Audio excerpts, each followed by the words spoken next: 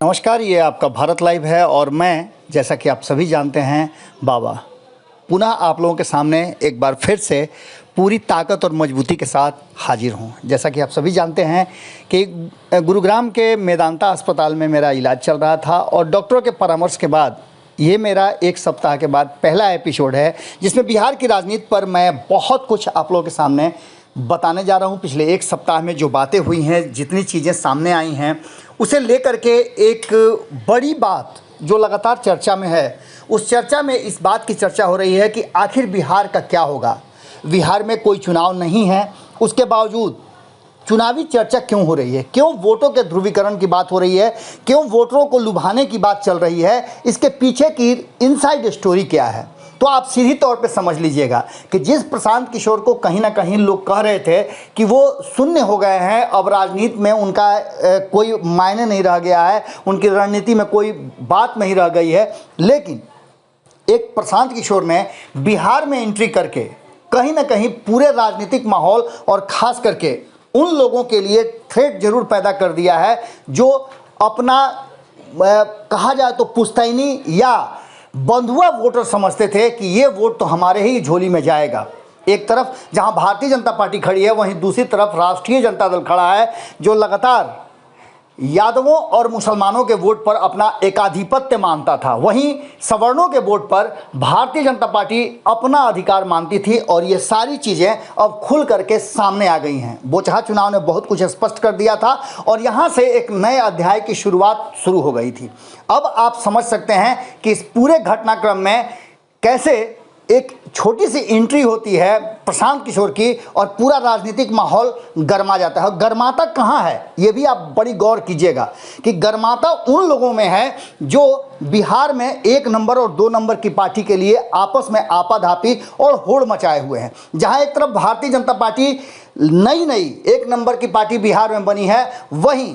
लगातार कई सालों से, कई चुनाव से कहा जाए तो 1 नंबर की पार्टी रहने वाली राष्ट्रीय जनता दल भी इस लपेटे में आ गई है। उसको भी अपने वोट बैंक में सेंधमारी की कहीं ना कहीं अब गुंजाइश नजर आने लगी। हालांकि वो A to Z की पार्टी बता रही है और जब से तेजस्वी यादव ने कमान संभाला है, भले ही वो कई चुनाव में बेहतर प्रदर्शन के बाद भी सत्ता के करीब नहीं पहुंच पाए और कई चुनाव में जो केंद्रीय चुनाव हुए, लोकसभा के चुनाव है, उसमें एक भी सीट नहीं जीते हों, लेकिन समीकरण बनाने में वो लगे हुए थे जिसको उन्होंने बोचहा में दिखाया। लेकिन इन सारी बातों के बीच जिस तरह से दोनों के वोटर में और वोट बैंक में सेंधमारी हुई है, उसने साफ कर दिया है कि तेजस्वी भाजपा को अलग रखकर एक बड़ा खेल करने की पूरी तैयारी का गेम बिहार में सेट हो चुका है। इसमें सारे मामले में आपने देखा होगा कि चुप्पी किसने साध रखी है, तो चुप हैं नीतीश कुमार, उनकी पार्टी चुप है और प्रशांत किशोर के एक्शन पर अगर रिएक्ट कोई कर रहा है तो भारतीय जनता पार्टी और राष्ट्रीय जनता दल कर रही है, क्योंकि उन्हें पता है कि प्रशांत किशोर की एंट्री कहीं ना कहीं उनके लिए घातक और नीतीश कुमार के लिए फायदेमंद होगा। अब आप समझ सकते हैं कि नीतीश कुमार क्यों चुपचाप हैं और क्यों शांत हैं। इन सारी स्थितियों को लेकर के पिछले एक सप्ताह में जो घटनाक्रम हुए हैं, उस घटनाक्रम में प्रशांत किशोर ने भारतीय जनता पार्टी और राष्ट्रीय जनता दल को चेतावनी के रूप में जरूर दे दिया है। भले ही उन्होंने नहीं कहा हो, लेकिन उनकी एंट्री एक बड़ी चेतावनी है इन दोनों के लिए, क्योंकि दोनों ही खेमे में काफ़ी असंतुष्टों की टोली है। आपने देखा होगा कि भारतीय जनता पार्टी से खास करके भूमिहार और ब्राह्मण समाज कितना नाराज है। आपने परशुराम जयंती के दिन देखा कि किस तरह से तेजस्वी यादव जब जाते हैं और भूमिहार ब्राह्मण एकता मंच द्वारा आयोजित जो आशुतोष कुमार ने परशुराम जयंती का कार्यक्रम आयोजित किया था, उसमें तेजस्वी यादव पहुंचते हैं और अपने पिता और माता के शासनकाल के लिए माफ़ी मांगते हैं, बहुत सारी बातें करते हैं और कहते हैं कि A to Z के साथ वो चलेंगे, तो उसे कहीं ना कहीं एक सवाल खड़े हो जाते हैं और उस सवाल का जवाब वो समाज खोज रहा है। क्या आशुतोष कुमार वो सारा वोट तेजस्वी यादव की झोली में डलवा देंगे? हालांकि बोचहा में एक अलग समीकरण बना था और उस समीकरण में कहीं ना कहीं तेजस्वी यादव फिट बैठे थे, लेकिन पूरी तरह से जो चीज़ें सामने आ रही हैं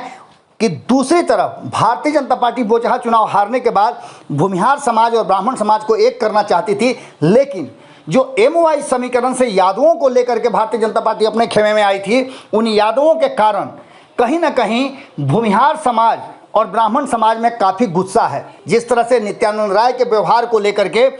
अब ब्राह्मण समाज गुस्से में है, जो पूरी चीज़ें नीतीश मिश्रा के साथ हुई वो सारी चीज़ें लगातार आपने देखा होगा, कई संगठनों ने चर्चा किया है। अब ये सारी बातें खुल करके सामने आ गई हैं और नीतीश कुमार के कहा जाए तो पूरी तरह से इसके फायदे मिलने वाले हैं। अब आप एक चीज़ समझ सकते हैं कि यही कारण है कि नीतीश कुमार को कहा जाता है कि वो रणनीतिक रूप से और राजनीतिक रूप से बड़े चाणक्य नीति के मास्टर हैं। इसी पूरे घटनाक्रम को देखते हुए पिछले एक सप्ताह में जो बातें हुई है उसको देख करके साफ लगता है, क्योंकि कई ऐसे दल हैं जो प्रशांत किशोर और नीतीश कुमार से बेहतर संबंध रखना चाहते हैं, जिनकी दूरी भारतीय जनता पार्टी और राष्ट्रीय जनता दल से है। अब ऐसी स्थिति में अगर यह समीकरण पूरी तरह से फिट बैठता है तो तेजस्वी भाजपा को अलग रखकर एक बड़ा खेल करने की जो पूरी तैयारी है और गेम सेट किया गया है, ये गेम भारी पड़ सकता है भारतीय जनता पार्टी और तेजस्वी यादव पर। जुड़े रहिएगा भारत लाइव के साथ। अब फिर से एक बार आपके सामने मैं हाजिर हूँ और आप लोगों के आशीर्वाद और दुआ के कारण, डॉक्टरों के बेहतर निगरानी के कारण मैं पुनः आप लोगों के सामने हाजिर हूँ और ये सिलसिला ईश्वर ने चाहा तो लगातार चलता रहेगा। बहुत बहुत धन्यवाद, नमस्कार। अगर ये वीडियो पसंद आई और वह बिहार के राजनीति और बिहारियत से सरोकार रखेनी तो सब्सक्राइब बटन दबा के चैनल के सब्सक्राइब कर ली। ओजे एगो घंटी बा, ओकरा बटन दबा देला से कुल सटीक और मारक खबर रुआ मुफ्त में मिल जाई। अगर रुआ पत्रकारिता के हमनी के नया प्रयोग में सहयोग कर चाहतानी तो ज्वाइन बटन दबा दी।